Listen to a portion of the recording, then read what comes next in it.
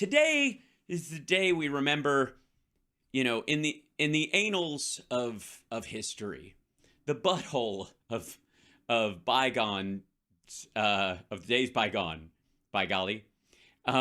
There are great things that have come and gone in a poof, that were like, you remember that thing? Not really. Those things. A lot of the Trump rallies are that way. They all kind of, if you look in your head, don't they all kind of smush together into one just greasy, sweaty, complainy bitch fest? You know what I mean? Like we covered all of them practically. And they all, at this point in like, yes, looking back in the annals of history, if you look back on those, don't they all kind of in your head just kind of go into like a glob chat room? I think you know where I'm coming from. I think you know what I mean. And then there are talking points that have been like that, like Republican talking points, like the price of wood, and of course the price of eggs at this point. I think wood, eggs. I think it has something to do with Ben Shapiro's inability to make a woman come or something like that. But anyways, that was a big, and then it just kind of, you know what I'm talking about? It goes, and it might seem like it was a big deal at the time, or people wanted you to think it was a big deal at the time. And then in retrospect, you're kind of like an old person. You're like, shit like that happens. I'm not going to get all caught up in that bullshit. In my years, once you've seen that much bullshit come and go, you stop blaming the bull and watch your step. That character I just created had improved some wisdom there, After you've experienced enough bullshit in your life, you stop blaming the bull and start watching your step. By God, that might become another Sparksism. I think I accidentally wrote that shit right here, no pun intended.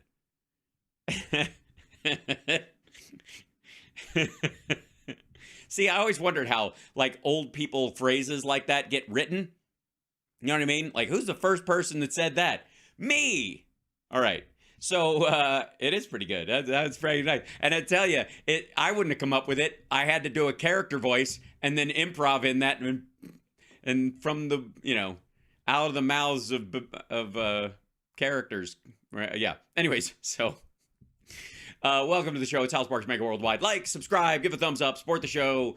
Patreon.com/Hal Sparks. Subscribe on Twitch. I took away my Twitch meter because it was making people nervous, but it also made our Twitch numbers go down. So if you can subscribe on Twitch, please do. If you have Amazon Prime, it doesn't cost you a dime. And of course, if you've already subscribed, you can gift subscriptions as well. And it's a lovely way to support the show. Also, super chats. If you have it within your, like, it's lovely that we have so many boosters that come in here and we'll drop, $20 here or $50 there. It's a really lovely thing or whatever. But, it's the little things that help. If you can only do a little, do a little. I'm just saying, on occasion.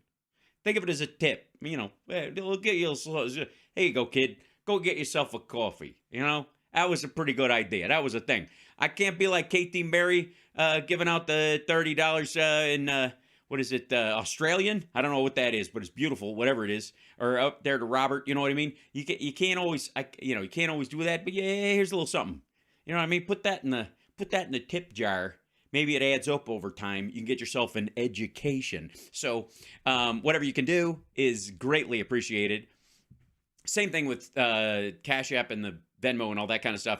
And that said, now that I've gotten the part that I'm supposed to say better, but I haven't gotten now that I've said that, let me say this again. If you can't afford to help or you're not inclined to do so because of any number of reasons why you don't put money on the internet or whatever, that's fine.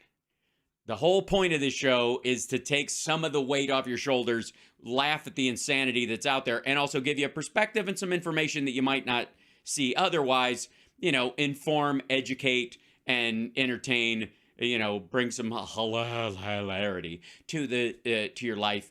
And if, the whole process of me asking you to help out, if that, gets you a little nervous or upset, don't. Just plug your ears and walk away whenever you see me doing it. I'm okay with that. It's okay.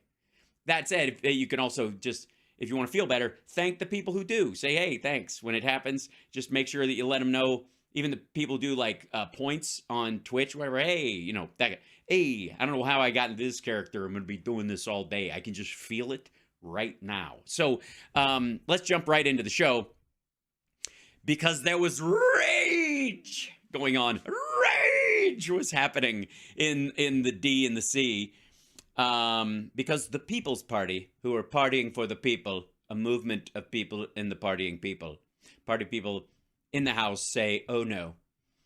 The Peephole Party put together, or people alleging themselves to be the People Party, who do not, by the way, represent a majority of the people in any sense. I know, it's weird, but it's true. But it's a bit odd. You're like, wouldn't the People Party represent a lot of the people? At least a plurality. It should be the plurality of the People's Party. Otherwise, it's just a bunch of pissing in the wind. But the People's Party, who are, by the way, fucking killing it on Rumble,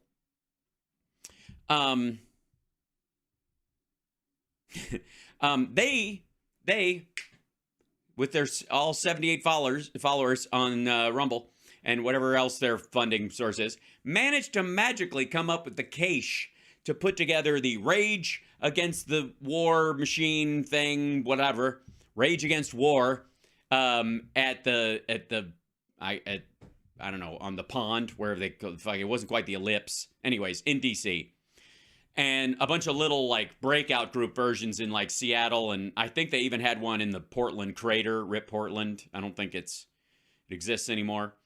But with all their 78 followers managed to drum up enough money to put together an enormous thing. And it's, I know what you're thinking. Who's their Ginny Thomas? Who's funding this under the table? Who's the squirrely, fucked up, psycho billionaire Peter Thiel type or Putin front person that's feeding them money to pay for this? Gee, I don't know. They put the whole thing on for free. Who can say? Anyways, they did this thing, and all these people spoke. And this guy, Nick Brana, I'm going with Brana, put this thing together, and everybody was supposed to speak at the thing. Had a little blurb video. You know how when you go to an event and they have big video screens and they pre-play this, like, and now, ladies and gentlemen, blah, blah, blah, and there's a graphic and a little blurb about them, and then intro music, and then you walk out, and the video is like a minute or so long, something like that. That's your intro thing. They do it at awards ceremonies and shit like that. Okay, they did one for everybody who's speaking at this thing. I went looking for video of the speeches, which I managed to find. We'll see how the quality is. Apologies ahead of time if it sucks ass, because I'm not pre-watching these things anymore. But they all, see these? Look at that. There they go. Everybody, there's Tulsi. Look at that. Gerald Celente. Douglas McGregor. Yo, man. Yo, it's Supreme, yo. Yo, it's Supreme. You can tell his name's Supreme because it's on his hat.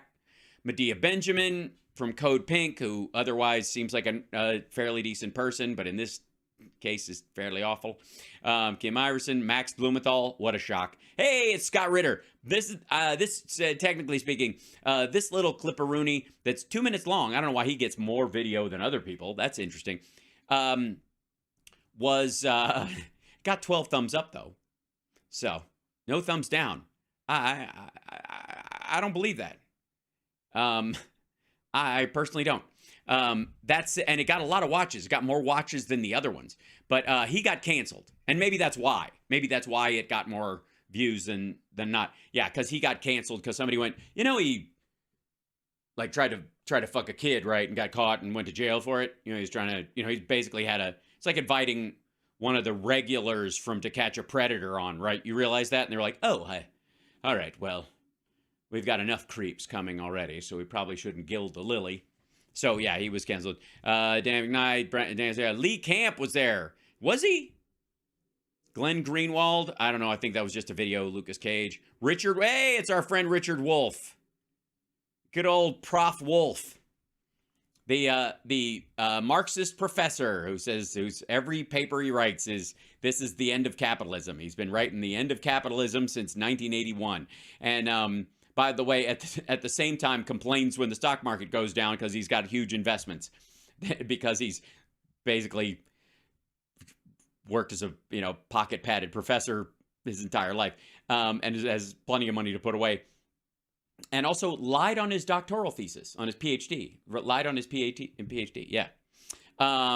Richard Meders, I don't know who that. Jeffrey Sachs, he's the guy who's been constantly telling us that Russia's like this close to winning all year. Hey, there's Jimmy Dore. And then I guess Nick Brana got a second one down. Look at this. I don't know why that is. Did he get, because he runs the thing, he got a revised one down here? Or they're just on a loop or some shit? I don't know. Anyway, so they crank these out. This is him, them promoting it. Them pulling clips from Jimmy Dore. This is, I guess, their little... at some point, if they, maybe we'll look at some of what the People's Party actual gathering is, but it's hilarious. That most of these are just hours, they're at least an hour long. Look at that. People's Podcast. Lee Camp came on looking all smoldering. Although the tip of his nose is red. He's like smoldering with a cold. I don't know why that is. But anyway, so this is the People's Party. They put this whole thing on. The big put on is their big put on. So, hold on. That's not that guy. We'll do this one in a minute. Here you go. So this is, I haven't watched this yet. This is the video they made of Jimmy Dore for his promo that's like a minute long, something like that. Here, we'll check this out. It's probably got an ad. Rub this tart liquid on your teeth before bed to regrow your teeth and gums while you sleep, and never set foot in an expensive dental office. Oh, he's got like intense music, bruh. It's intense. Hold on. Let me just make this. Hold on. This is, I don't know why this needs to be louder for me too. Hold on. Get up here, you silly, so I can hear it as well as you guys can. Ukraine war is not going to be won by Ukraine. The Afghanistan war is not going to be won by the United States. This is after we left. I remember, unless he just, this is his French cuffs phase, which I think he's still in. But Jimmy recorded this after Biden got us out of Afghanistan. These wars are not meant to be won.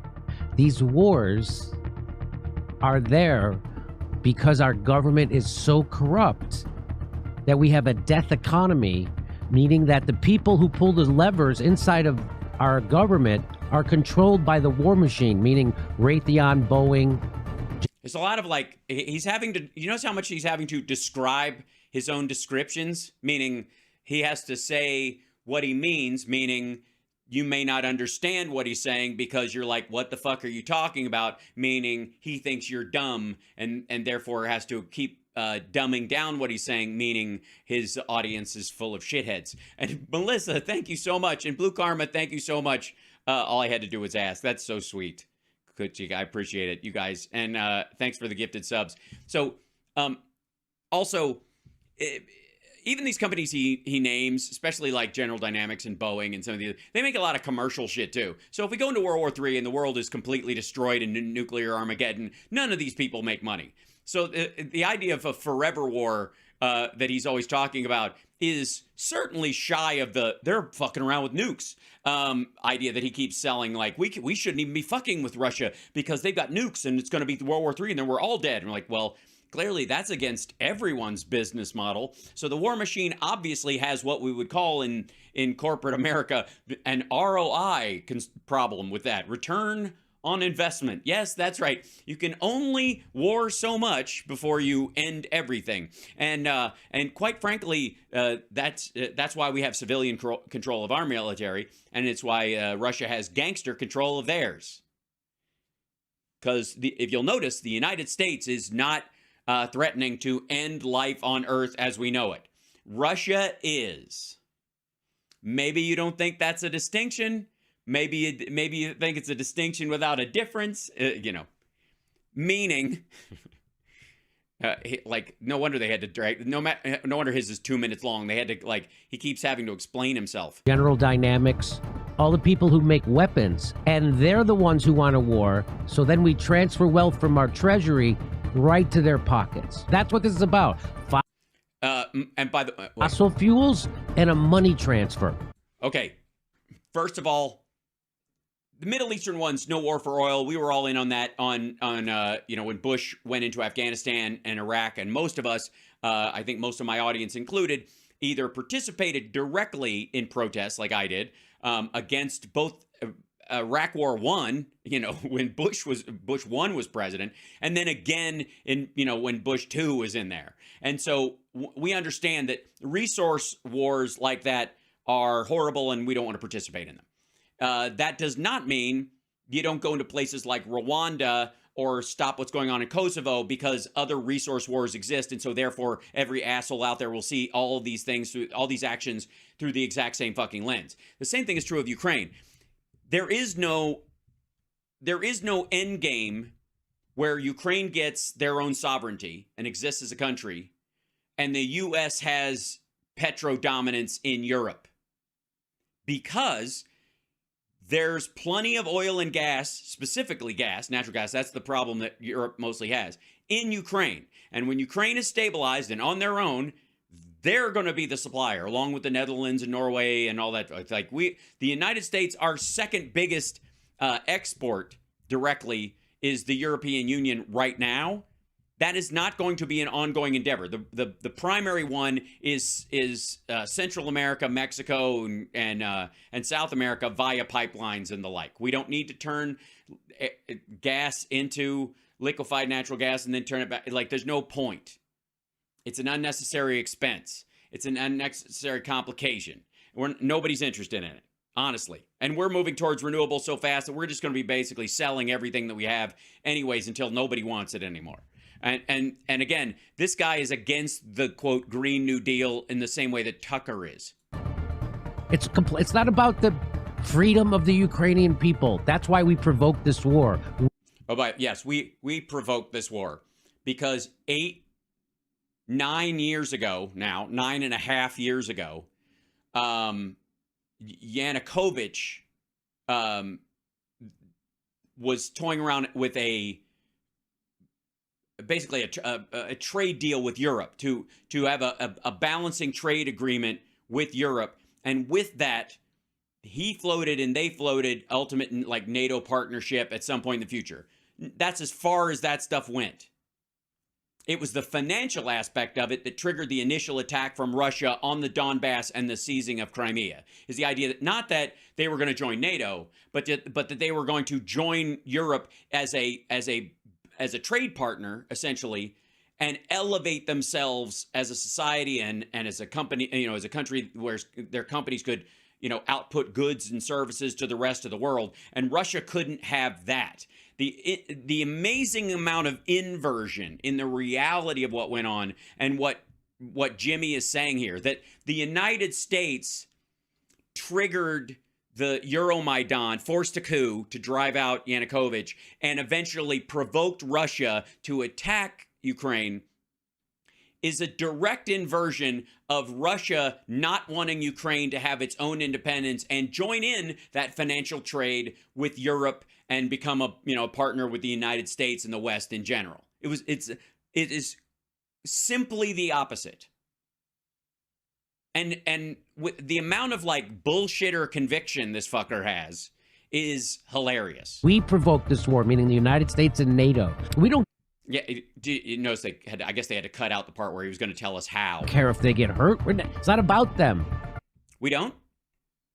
Okay, guys in my audience, you folks are like, we don't care if Ukrainians get hurt. I got news for you. If we didn't care if Ukrainians got hurt, we'd have just let Russia do what they did. Right? Why wouldn't it be easier to some degree negotiate with gangsters? Why, if we're that corrupt and we're that in control of everything, why don't we just let Russia roll the fuck over them and then pay them off? Right? Why wouldn't we just use graft to control the oligarchs? If we start all the wars and we assassinate everybody and we manipulate all the governments Russia's economy is smaller than fucking Italy. You don't think we could take down Italy from the inside out using the CIA and something if we were damn well directed and really wanted to do it? Of course we could. We just don't want to. Who gives a fuck? I swear to God, sometimes these folks think the Illuminati exists because that's how they would do things.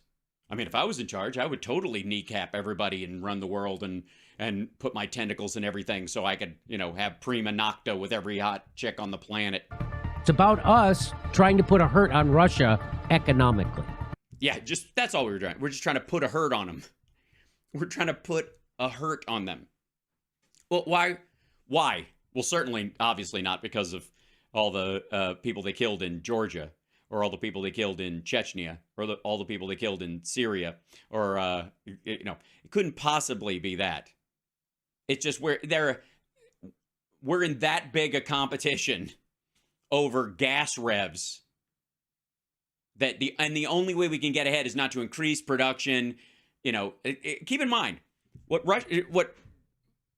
Jimmy wants you to you have to believe something for this to work. What Jimmy's saying, you have to believe that the U.S. government, which is the source of all evil on the planet and the most corrupted thing in the world, and doesn't care about the people and homelessness and the environment, and it wants corporations to turn us all into feedstock and all that stuff.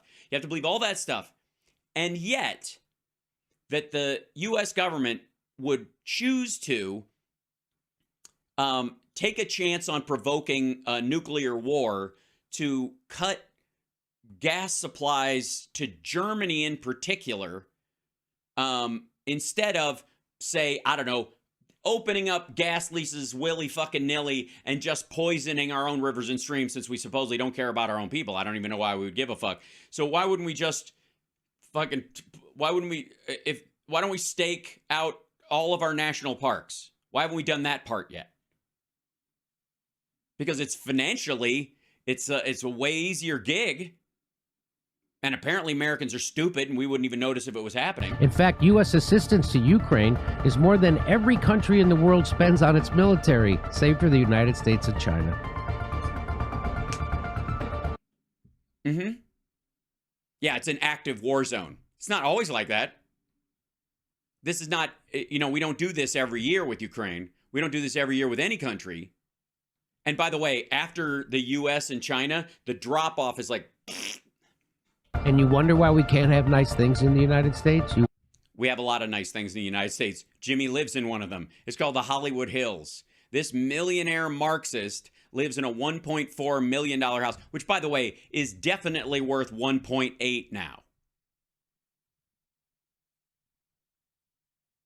Jimmy makes millions every year. Jimmy does zero volunteer work.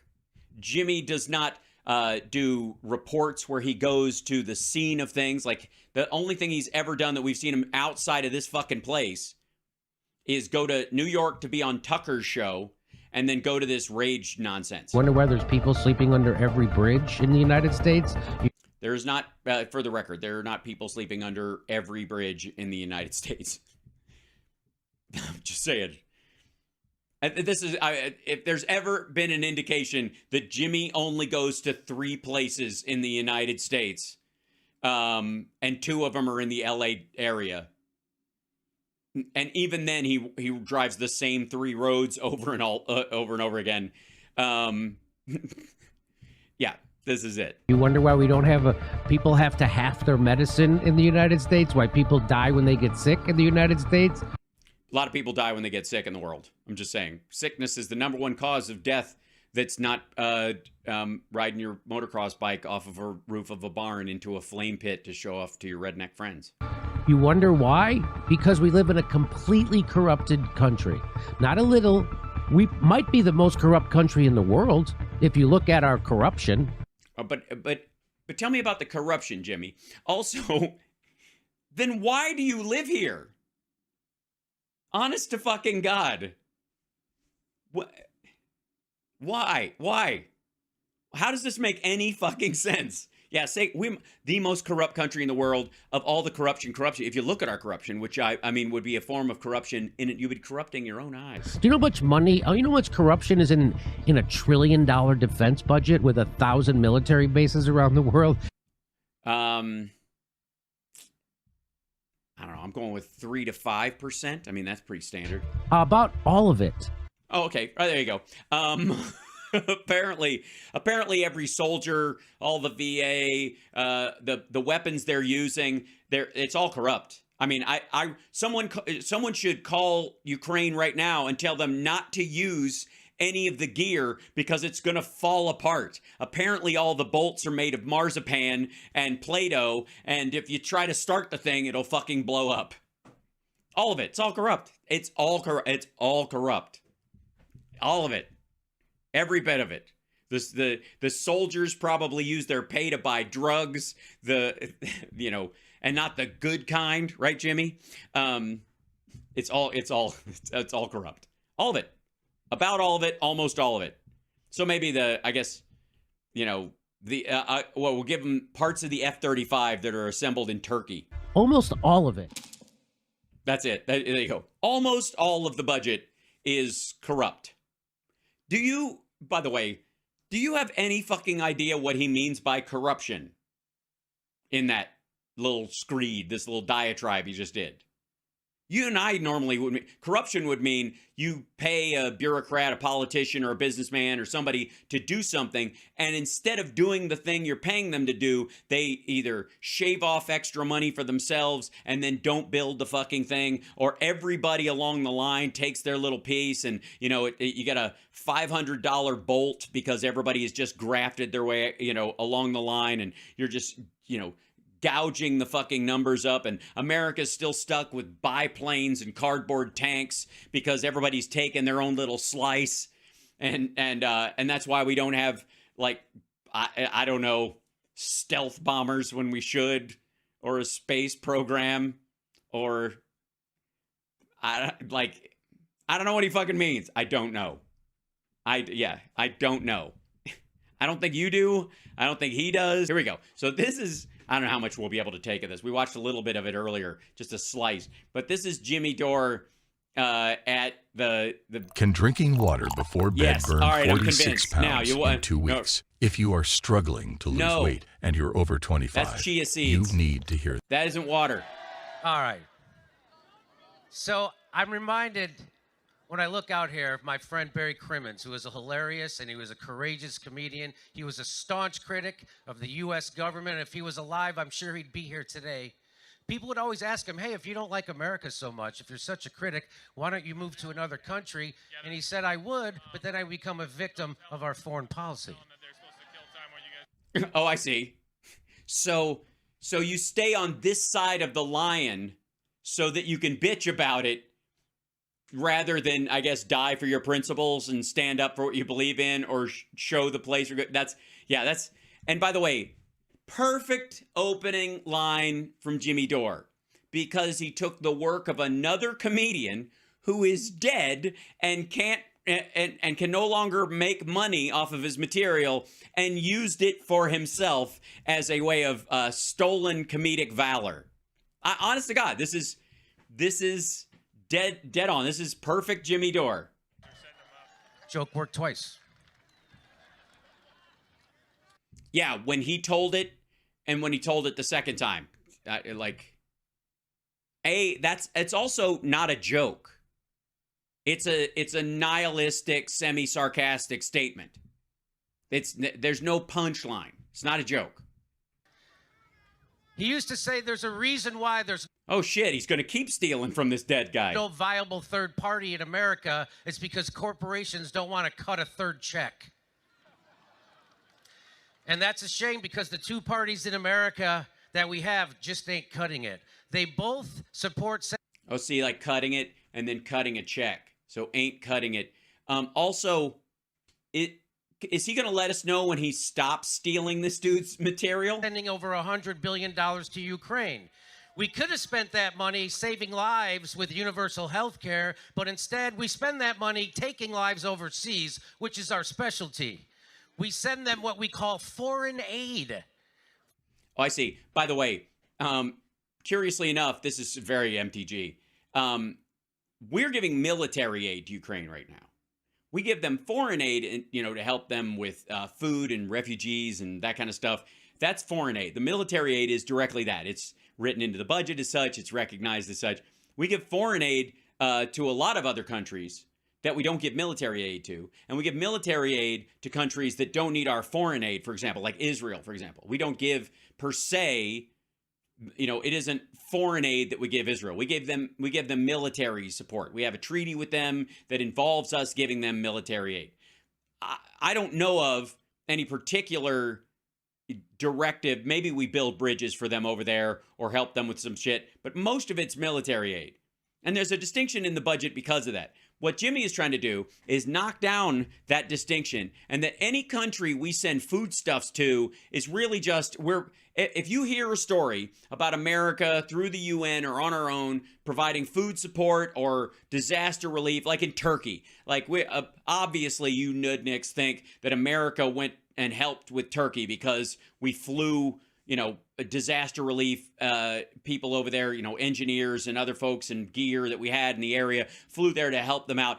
Nah, what we did was we just sent guys with guns to just shoot anybody who was trapped, because that's the only thing we're good at. Foreign aid, that's money to another country. We drop care packages on their heads from the sky, but it's not full of food. See what I mean? So anytime you hear that the U.S. is providing, like food aid or financial aid or whatever, just assume it's a bomb. And the only money we have left over, we're going a little bit of dry mouth because he's high. Also, he's reading someone else's jokes that, and that kind of crowd. I mean, his biggest problem right now is the wind blowing away his jokes, which are someone else's, and he doesn't have them memorized. Going to spend shooting down hobby balloons. Can you imagine if the Independence Day was just about balloons? Oh, God. I think it would go a little something like this. A puppy. I mean, the movie. Yeah, I know. Right? The movie. The aliens are invading, and man, they are taking their time. At least Macy's figured out how to make a balloon look like somebody. They could attack us with Superman or something. Would Mickey... Oh, man. Please, what the fuck? Mickey Mouse's adorable ears eavesdropping on our cell phone conversations be so much worse than the NSA? I don't think so. The NSA? We don't have spy balloons. Who the fuck did he translate these off of fucking WeChat? Do you know we could end this war today through diplomacy, but our... Yeah, if Russia would just get the fuck out. Politicians want to enrich weapons manufacturers so they keep donating to them to the tune of $100 billion. Hooray! When the jokes are failing, go to clapter. Ladies and gentlemen, clapter is a term that we comedians use for a reaction from an audience that is not laughter. In lieu of being funny, a lot of edge comics and a lot of political comics will lean on clapter, where you'll just say something the audience will respond to, and it doesn't have to be funny, even though you're allegedly there as a comedian. Chris, for the record, I hate and avoid clapter with every fiber of my being. Hedges has called America a mafia state. He lives here too. Systems of governance that are seized by a tiny cabal become mafia states. Thanks for defining mafia state. Also, now you're doing Chris Hedges material. This is like when an opener is doing a weekend with you. Don't ask me how I know this. And they watch your act, and they don't like theirs very much, so they start like memorizing your jokes that you're doing over the course of the weekend. And by the second or third night, they're doing bits that sound a whole lot like yours. The military-industrial complex. Oh, yeah. There's a cum word. Shouldn't you keep that at the end? Don't say MIC until everybody's, at least had a good whack. And the Ukraine war represent an orgy of looting and corruption. Are these still Chris Hedges words or the dead comic you were stealing jokes from earlier? I'm so confused. America is the most powerful mafia that has ever existed. Uncle, one of these days, I'm going to ask you to play baseball. I need some apple pie. And you'll do this for me. And at some point, if I start a war in your country and I decide after a while it's not worth it, I'm going to leave. And that's up to me. If you want somebody to stick around, maybe talk to the Russians, the Chinese. And the hitmen in that mafia have military pilot licenses. Okay, so our pilots in the military are hitmen. They're just assassins in the air. Cool. Okay.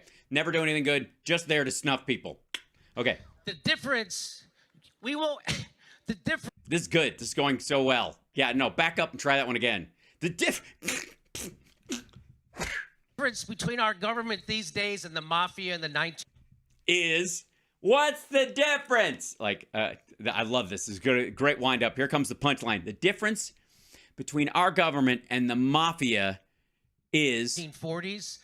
In the 1940s. Sorry, it's a very distinct. Back up. So I want to get this joke. It's a solid joke, so I want to get it right. Let's let everybody gather in close because I don't know what the fuck he's saying. Military pilot licenses. No, pilot license. Okay. The difference. The difference between our government these days and the mafia in the 1940s. Well, the mafia in the 1940s helped defeat the Nazis. Because they were Italian? No, that's a humdinger right there. That's good. What I'm sorry, the what? He's a comedian, by the way. There's a reason. I figured out, though. I think we've all learned something. I don't know what the fuck is this. I think we figured something out. You know how Jimmy says we're doing stand-up comedy when he does this thing instead of I'm, because it's just him. I mean, he has people coming with him. I guess he brings because he doesn't do stand-up. He yammers with a mic by himself, and then they do the show. It's not really stand-up. He's just technically standing and technically holding a mic. He warms up his own podcast. It's not stand-up. Anyways, as you can see, God, please tell me he tours with a see-through podium. But and now we know what he means by we. He means him and all the people whose material he steals. Fuck. Hey, Carlos Mencia, you're off the fucking hook. They use longshoremen and union leaders. It's a sad day when you can't even trust the mafia anymore.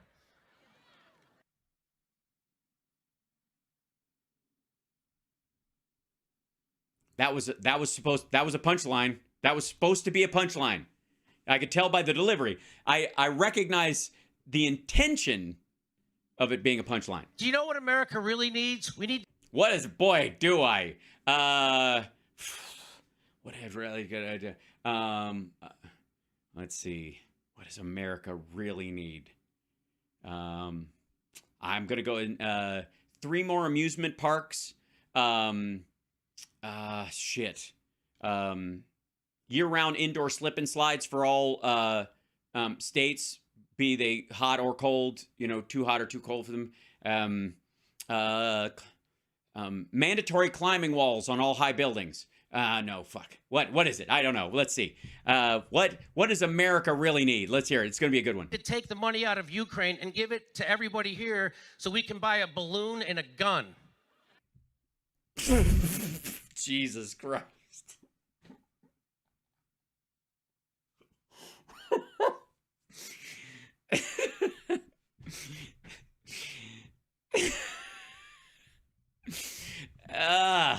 Look how proud he is of that one.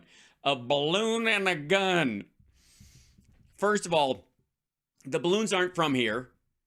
And I don't know quite what his balloon take is. Like, he just seems to focus on the word balloon, but not where it came from and why it was an issue. Like, that seems lost on him.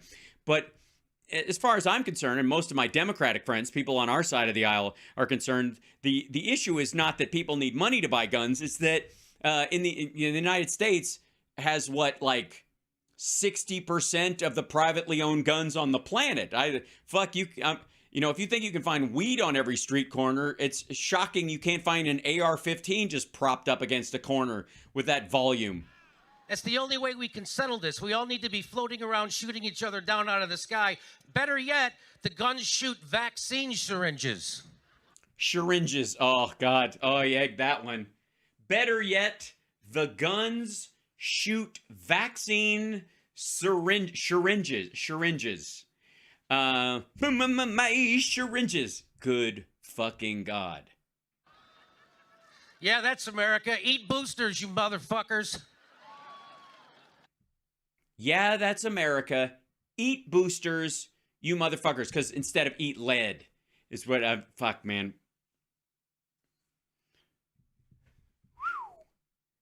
This was supposed to lighten the part of the show and make it more palatable and kind of like... It's a big selling point. Also, for the record, half the people that are there are filming what a travesty this is. They aren't there because they're like in on it. They're there because look at these assholes. America is so corrupt. Even our peace. Something like that. Try it again. Let's back up. Let's try it again. Yeah, that's America. Eat boosters, you motherfuckers. America is so corrupt. I'll say it. I'll get it. Hold on. America is so corrupt. Even our Peace Prize winners are war criminals.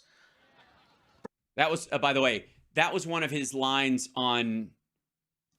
He came up with that on a podcast the other day, or he floated it there. So he wanted to revisit it and just egged it. I guess he gets nervous in front of like actual crowds. Barack Obama won a Peace Prize, and he immediately ramped up the war in Afghanistan. By the way, this is him explaining that joke.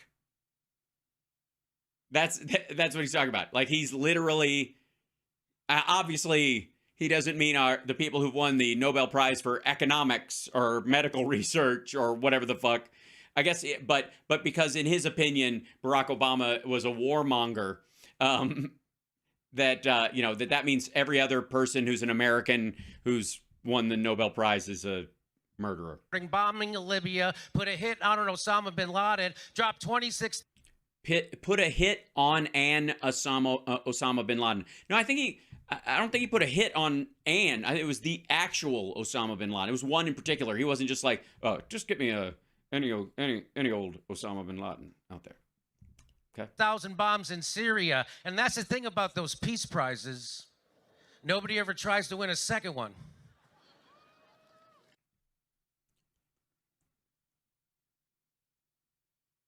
Yeah, they do. Yeah, people. I mean, I don't know that they do, but a lot of people continue their research. A lot of times the reason they win the Nobel Peace Prize in any area is because they've made such a huge advance that making a second one of those in their lifetime is not a possibility. It's pretty slim. I have a list of things we could have bought with that $100 billion instead of sending it to Ukraine for killing people. Yes, here, AKA jokes, people. If you can't tell, I'm hilarious. And from the beginning of this, I've been killing it. And so you can count on me that this list is going to tickle your funny bone. Instead of sending money to Ukraine, we could get President Biden a dog that knows where to lead him when a press conference is over. Okay, first of all, don't want to critique right out of the gate, but right after a press conference, Biden usually splits, and the joke going around is that he doesn't, continue to take questions or whatever, and he just fucks off.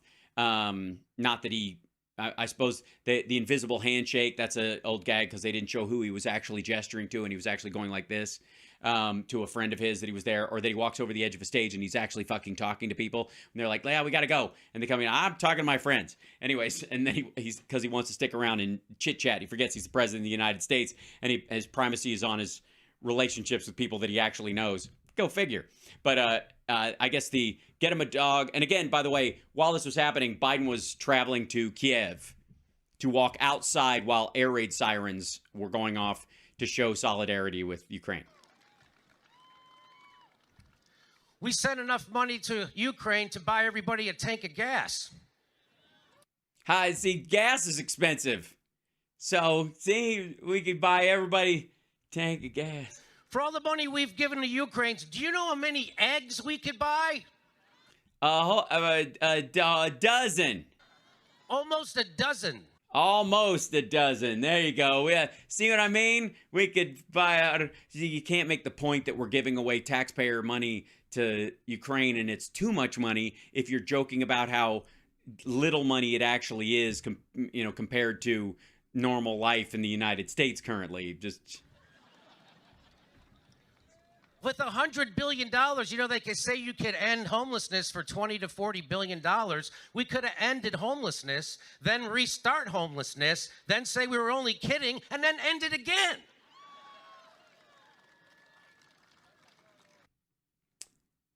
Closest thing to a real joke in the whole thing. Also, again, this one was on this morning, and it was, originally it was based on the liberal criticism of Elon Musk buying Twitter, because the idea is that you could end homelessness for $40 billion, and here he wants to go buy fucking Twitter for that. We can't end homelessness in America. We can't even fix the bridges that the homeless people live under. That's how corrupt we are. We just passed an infrastructure bill to fix the bridges. Just saying. Biden did that. Maybe that's why he's mad. Every American for $100 billion could have had a home. But it's way more important that we make sure nobody in Ukraine has a home, because now it's going to be turned into a crater.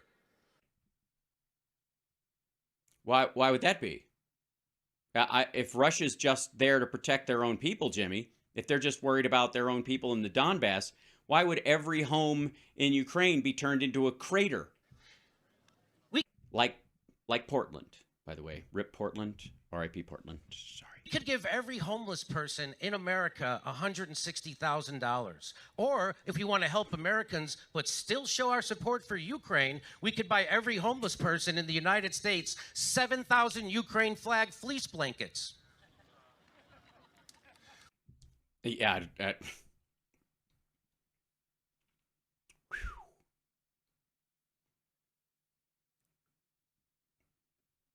There's 8 more minutes of this shit. I don't know if I can do it. We could have used that $100 trillion. The $100 trillion. We could have used that $100 trillion. $100 billion would have or 100 billion, trillion, billion. At this point, those kind of numbers, does it even matter anymore? Provided universal health care to all the people in Algeria, Botswana, Morocco, Rwanda, the Philippines, Sri Lanka, Thailand, Romania, Croatia, Mexico, and Peru. Oh, wait. We'd also have to secure all those places with military to make sure that that's where the money got spent. Which would be an added expense. Wait, those countries already have universal health care. My bad. Also, Sri Lanka, shall we? Hold on. It's weird that he chose that one in particular. Hold on.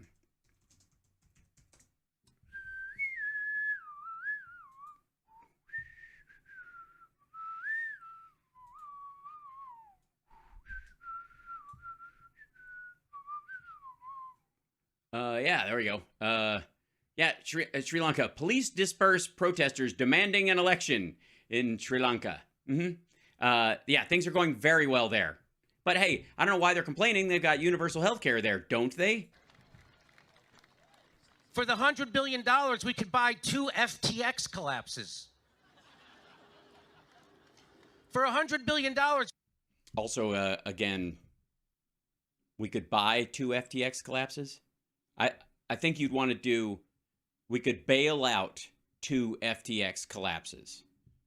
Because I think most of the people there think that, you know, bailouts are bad for big financial. We could buy every person on earth a blue check mark on Twitter.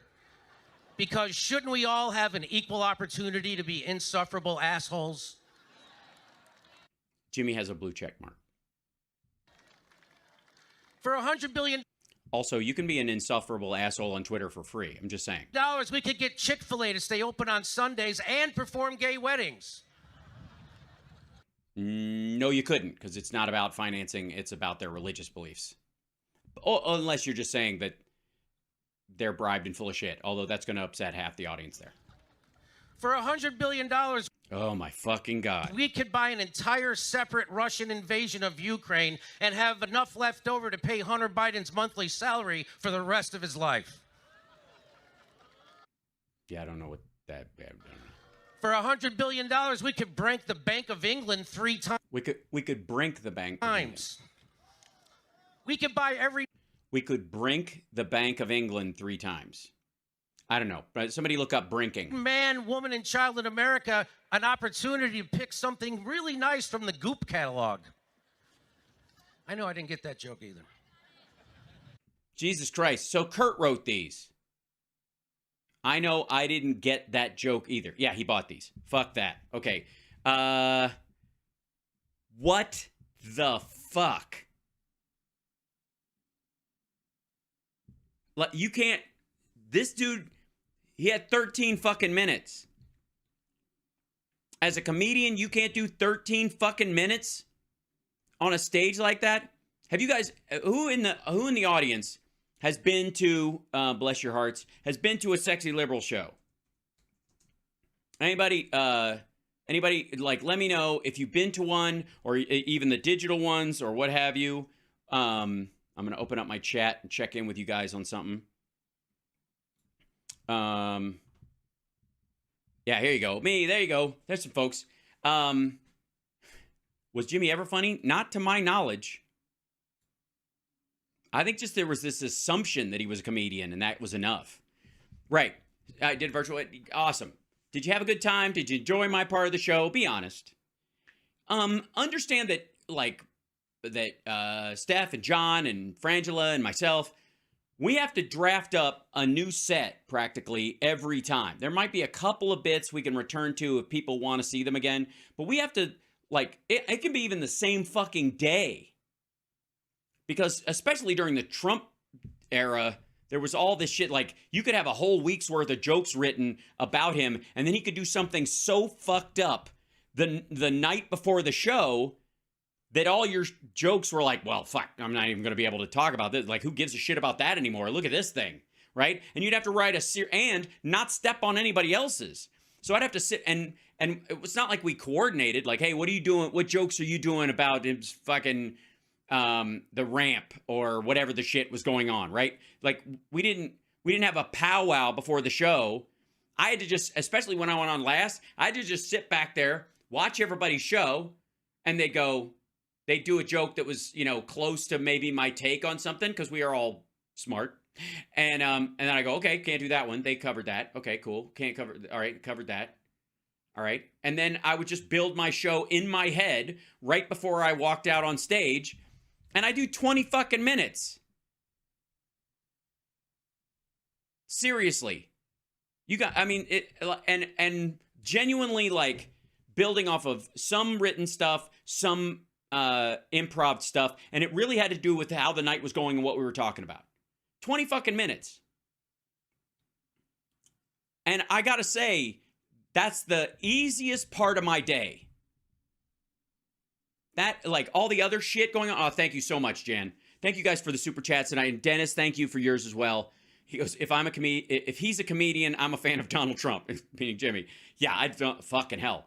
But I don't get how if you've been doing it long enough, you got no fucking excuse. At a certain point, it's either shit or get off the pot. You either know what you're doing and you do your time well, or you just shut the fuck up. Right, I would do Florida Man on request. I started bringing a guitar because people were asking for it. But if you guys hadn't just decided to do that, you know me, I'd have just done something else. I even added the Elvis thing once, or twice. I put it in twice because, like, Mar-a-Lago, because of the raid on Mar-a-Lago. Remember that?